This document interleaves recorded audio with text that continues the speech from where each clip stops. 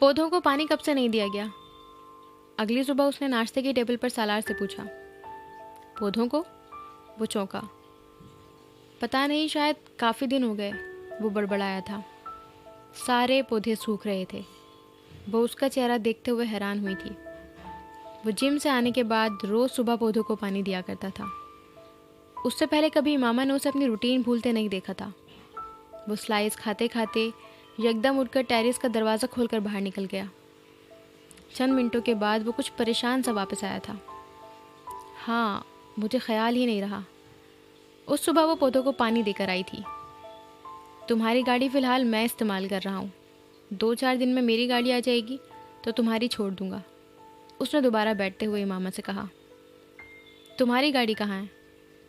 Workshop में लग गई थी, उसने आम से लहजे में उसे कहा। वो चौंक गई। कैसे लग गई? पता नहीं कैसे लग गई, मैंने किसी गाड़ी के पीछे मार दी थी, वो कुछ माजरत खाना अंदाज में उसे बता रहा था। वो उसका चेहरा देखती रही। वो स्लाइस पर मक्खन लगा रहा था। वो एक्सपर्ट ड्राइवर था और ये नामुमकिन था कि वो किसी गाड़ी को पीछे से टक्कर मार दे। घर में आने वाली दरारें मर्द और औरत पर मुख्तलिफ तरीके से असरअंदाज होती हैं। औरत की परेशानी आंसू बहाने, खाना छोड़ देने और बीमार हो जाने तक होती है। मर्द उनमें से कुछ भी नहीं करता। उसका हर रद्द अमल उसके आसपास की दुनिया पर असरअंदाज होता है, मगर वो एक रिश्ता दोनों के वजूद पर अपना अक्स छोड़ता है। मजबूत हो तब भी, कमज़ोर हो तब भी, टूट रहा हो तब भी, दोनों अपनी मर्ज़ी से इस रिश्ते से निकलना चाह रहे हों तब भी। इमामा ने उसके चेहरे से नज़रें हटा ली।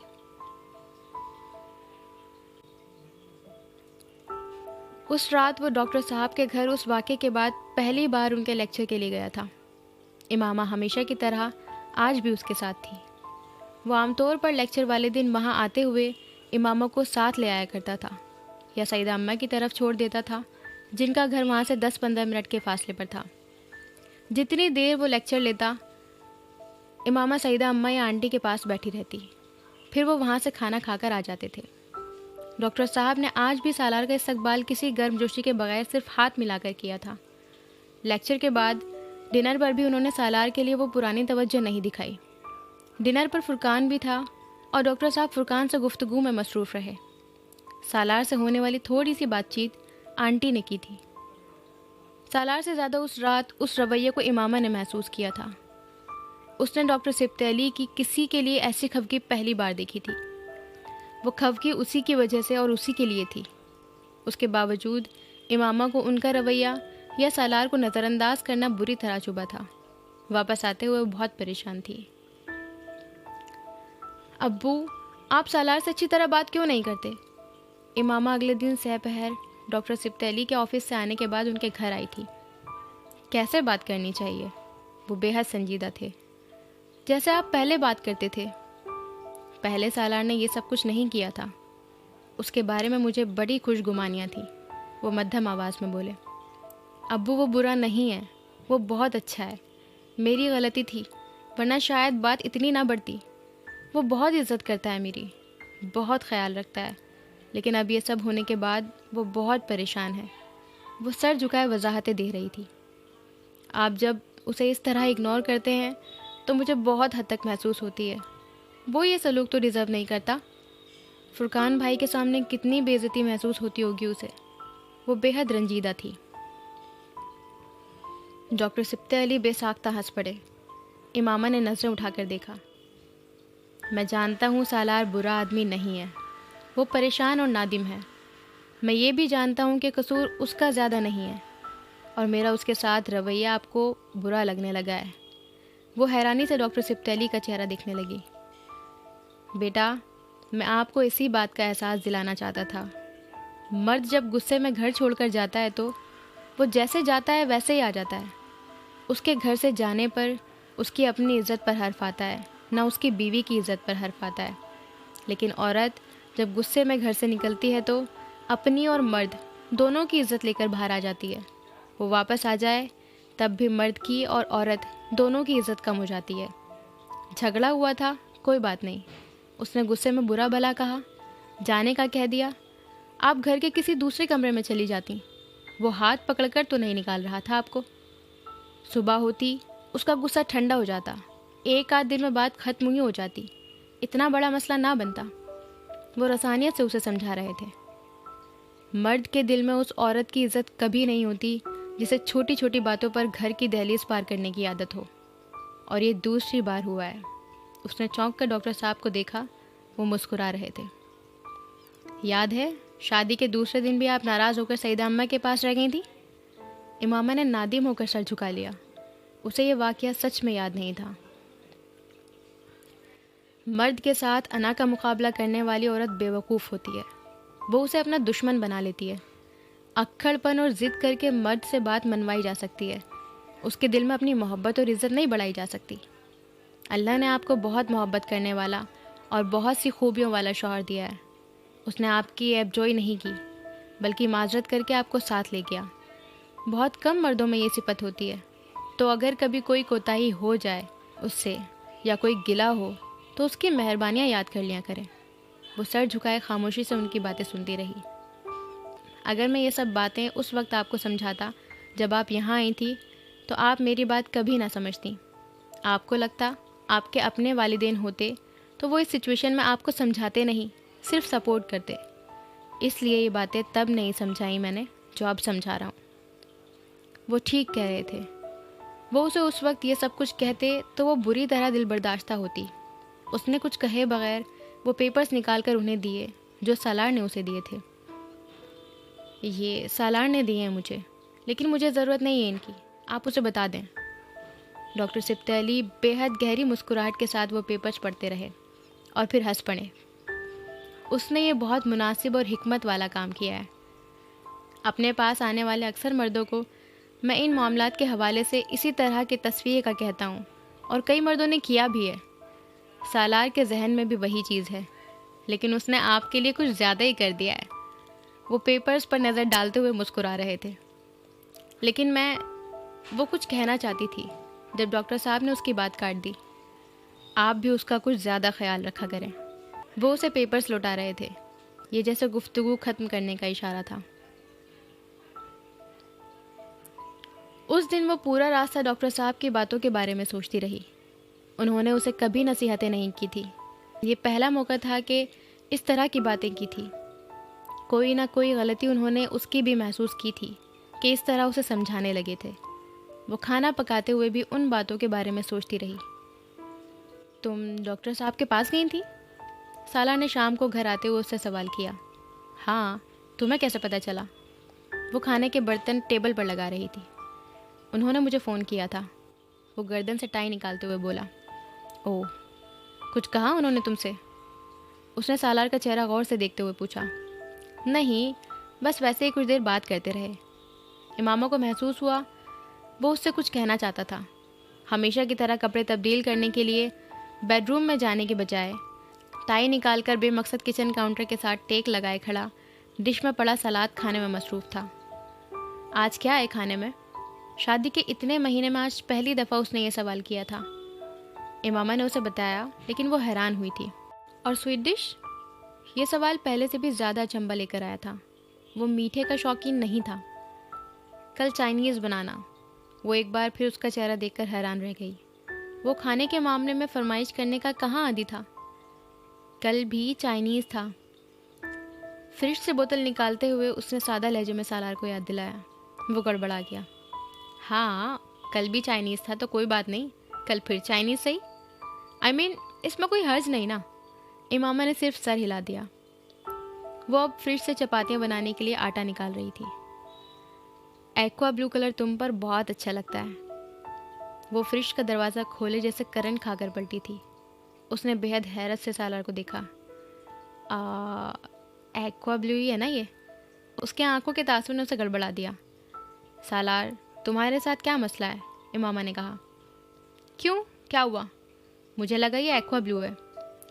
ये एक्वा ब्लू ही है, इसीलिए तो पूछ रही हूँ, मसला क्या है? वो उसकी बात पर बेइख्तियार हंस पड़ा। फिर कुछ कहे बगैर वो आगे बढ़ा और उसे साथ लगा लिया। I just wanted to thank you. वो जानती थी कि वो किस चीज़ के लिए शुक्रिया अदा कर रहा था। And I am really really really sorry. I mean it. वो अब दोबारा माजरत कर रहा था। आई नो, उसने मध्यम आवाज़ में कहा। I love you. इमामा का दिल भर आया।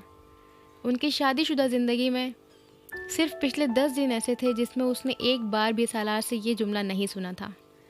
पहले डॉक्टर सिप्तेली के घर पर होने की वजह से दोनों के दरमियान राब्ता नहीं था, और बाद में शायद सालार उससे ये कहने की हिम्मत नहीं कर पा रहा था। वो अगर उससे फ़ोन पर ये नहीं कह पाता था तो फिर एसएमएस पर कुछ ना कुछ लिखकर ज़रूर भेजता रहता था। Dear, honey, darling, sweet heart, waiting, missing, better half, wife, women, thinking, partners, friend. वो एक लफ्ज़ी एसएमएस शुरू में उसे बुरी तरह झुंझला देते थे। मुझे क्या पता तुम क्या कहना चाहते हो, पूरा जुमला क्यों नहीं लिख सकते तुम? यकीनन कोई क्लाइंट होता होगा तुम्हारे पास और तुम वक्त बचाने के लिए ऐसे मैसेजेस भेजते हो। अगर क्लाइंट के सामने बैठकर मिसिंग लिख सकता हूँ तो मिसिंग यू भी लिख सकता हूँ, उसने कहा था। तो फिर क्यों नहीं लिखते? इस तरह तुम मेरे एसएमएस को कुछ ज़्यादा ध्यान से पढ़ती होंगी, उसने लॉजिक दी। उसने दिल में एतराफ़ किया कि वो ठीक कह रहा था। वो कुछ देर उस एक लफ्ज़ के बारे में ज़रूर सोचती थी। सिर्फ एक जुमला था जो वो हमेशा पूरा लिखता था, आई लव यू। खाली लव यू क्यों नहीं लिख देते तुम? ये क्यों पूरा लिखते हो? इमामा ने नोटिस किया था। बताऊंगा तुम्हें कभी, सालार ने उसे टाला था। उसे बता नहीं सका कि वो लव के लफ्ज़ पर खाइफ था। उसके जहन में अगर इमामा उभरती थी तो इमामा के जहन में कौन उभरता होगा? और अब वन वर्ड रिडल्स गायब हो गई थी तो उसे उनकी कदर कीमत का एहसास हुआ था। लाशऊरी तौर पर वो उससे उस सताइश और इजहार मोहब्बत की तवक्को रखने लगी थी, और जब वो सब कुछ गायब हुआ तो वो फ़नी और सिली बातें उसके लिए बहुत संजीदा इशू बन गई थी। वो उससे अलग हो गया था। तुम्हें कैसे पता चला कि ये एक्वा ब्लू है? अपनी पोरों से आंखें साफ करते हुए इमामा ने बात बदलने की कोशिश की थी। तुम हमेशा अजीब नाम लेती हो कलर्स के। एक्वा ब्लू वाहिद अजीब नाम था जो मुझे ब्लू कलर के लिए उस वक्त याद आया, उसने सादा लहजे में कहा। वो खिलखिलाकर हंस पड़ी। वो कलर ब्लाइंड था, उसे अब अंदाज़ा हो चुका था। वेरी स्मार्ट, उसने जैसे उसे दाद दी। You think so? वो हंसा। Yes I do. Thank you then, वो कहता हुआ किचन से निकल गया।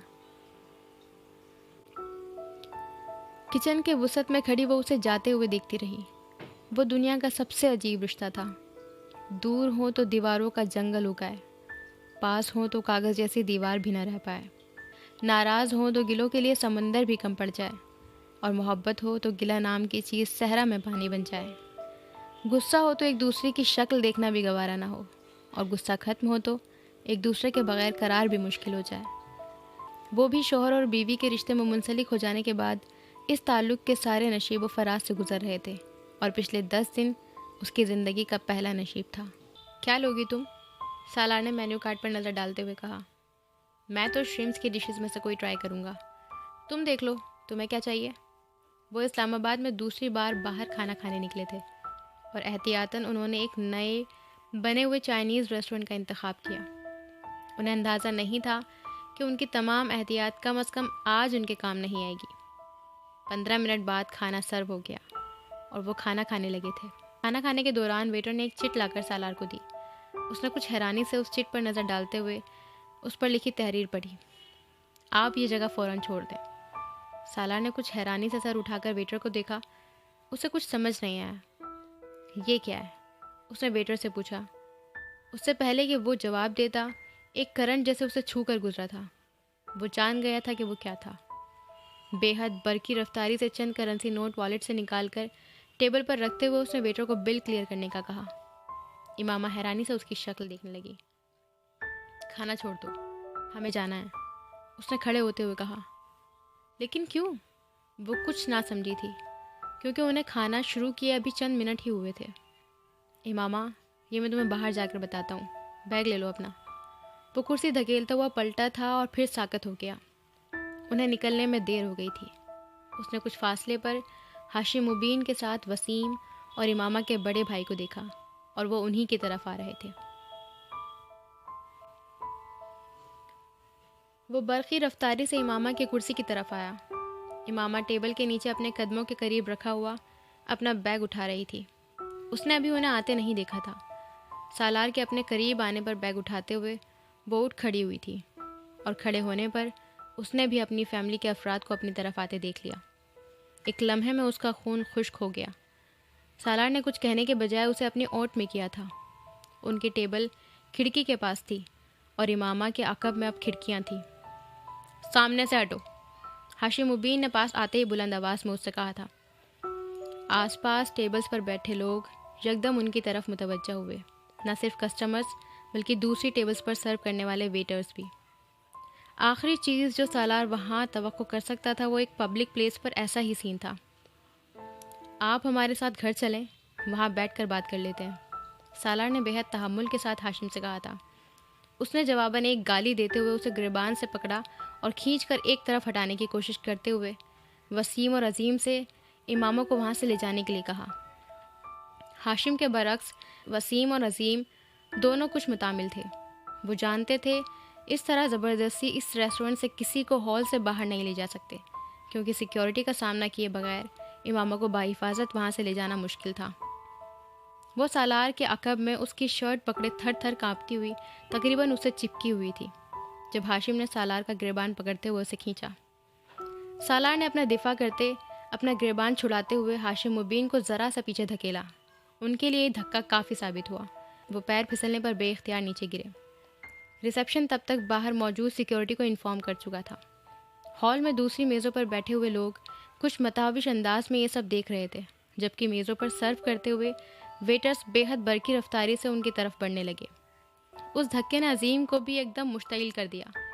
वो भी बुलंद आवाज़ में उसे गालियाँ देते हुए जोश में आगे आया और बेहद गैर मुतवक्किल अंदाज में उसने सालार के जबड़े पर घूंसा दे मारा। चंद लम्हों के लिए सालार की आंखों के सामने वाकई अंधेरा छा गया। वो उस घूंसे के लिए तैयार नहीं था। वो ज़रा सा एक तरफ झुका और अजीम उसके पीछे खड़ी इमामा तक जा पहुंचा।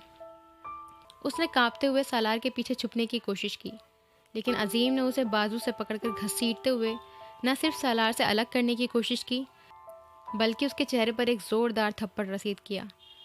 सालार तब तक संभल कर सीधा होते हुए उसे छुड़ाने के लिए पलटा था जब उसके बाएं कंधे की पुष्ट पर दर्द की एक तेज़ लहर उठी। उसने होंठ भींचकर अपनी चीख रोकी। वो हाशिम मुबीन थे, जिन्होंने टेबल पर पड़ा चाकू उसकी पुष्ट में मारने की कोशिश की, लेकिन आखिरी लम्हे में हिलने की वजह से वो उसके बाएं कंधे में जा लगा था। सिक्योरिटी और दूसरे वेटर्स तब तक करीब पहुंच चुके थे। सालार ने अपने कंधे की पुष्ट से वो चाकू निकाल लिया। सिक्योरिटी वाले अब उन तीनों को पकड़कर ले जा चुके थे। वो चाकू नोकदार होता तो ज़ख्म बेहद ख़तरनाक होता, लेकिन अब भी उस चाकू का अगला सिरा उसके कंधे के गोश्त में धंसा हुआ था।